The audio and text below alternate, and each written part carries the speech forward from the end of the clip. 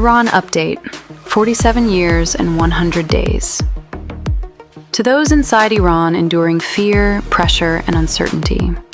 To those across the diaspora carrying distance, memory, and resolve.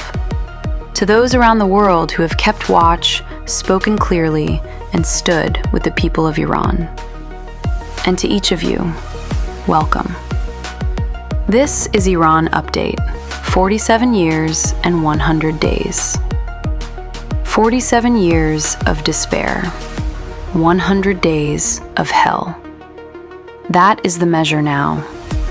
It lives in the calendar carried by a people who have endured nearly half a century of humiliation, absence, fear, and theft, and who in the last 100 days have watched that long night gather itself, darken, and burn. 47 years ago, a nation was taken hostage by a revolution that arrived dressed in salvation and ruled through ruin. It dimmed the country slowly. A law here, a prison there, a silence pressed over a room. A confiscation entered into a ledger. A woman cut smaller before the law. A child raised beneath slogans instead of sunlight. A people taught year after year to carry deprivation with bowed heads and call it destiny. That was the long despair. A civilizational nation was made to live below itself. A rich country learned the habits of scarcity. A gifted people bent under ugliness, piety without mercy, power without grace, violence without shame. Then came the 100 days. The regime that had spent 47 years tightening its hand revealed, in 2 blood-soaked days of day, the final truth of its character. Massacre. The young were shot in the streets. The wounded were hunted into hospitals and ambulances. The dead were taken from their families, as though even death required state permission. Grief was billed by the bullet.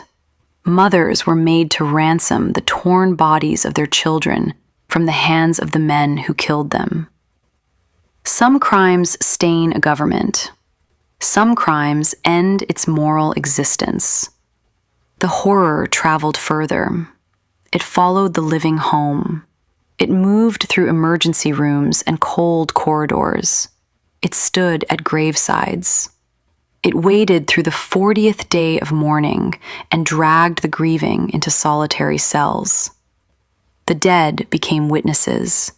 The mothers became testimony.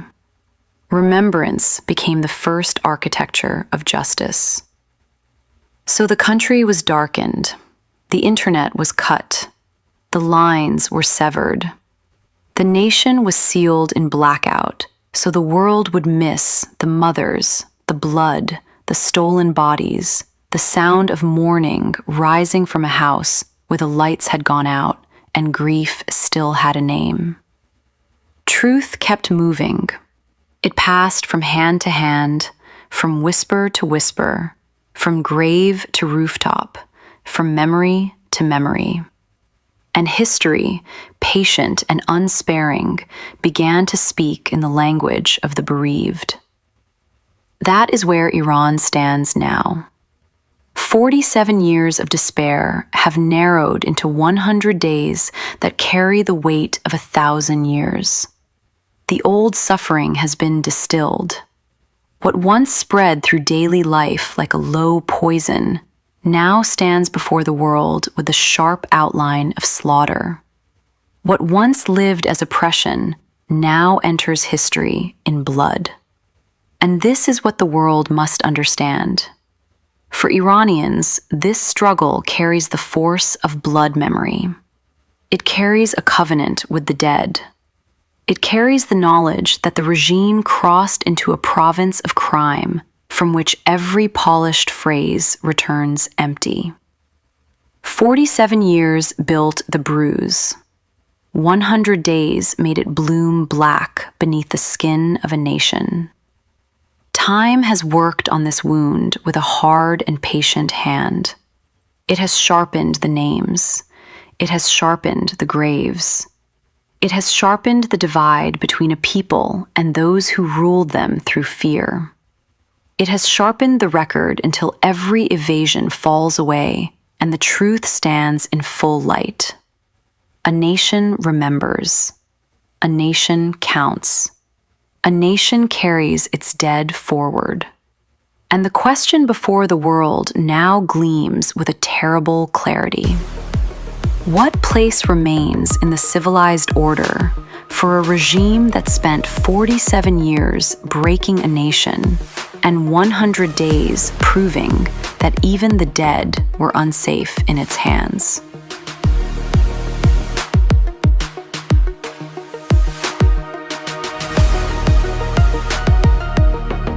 To those inside Iran living under fear, repression, and loss, to the imprisoned and to their families, to those across the diaspora carrying the ache of distance and the duty of remembrance, to the families who have buried their loved ones, searched for their missing, and endured what should never have been asked of them, to those who continue to speak, write, document, and tell the truth when truth itself carries a cost, to those who still believe our homeland will rise free, and to each of you, this is the final battle.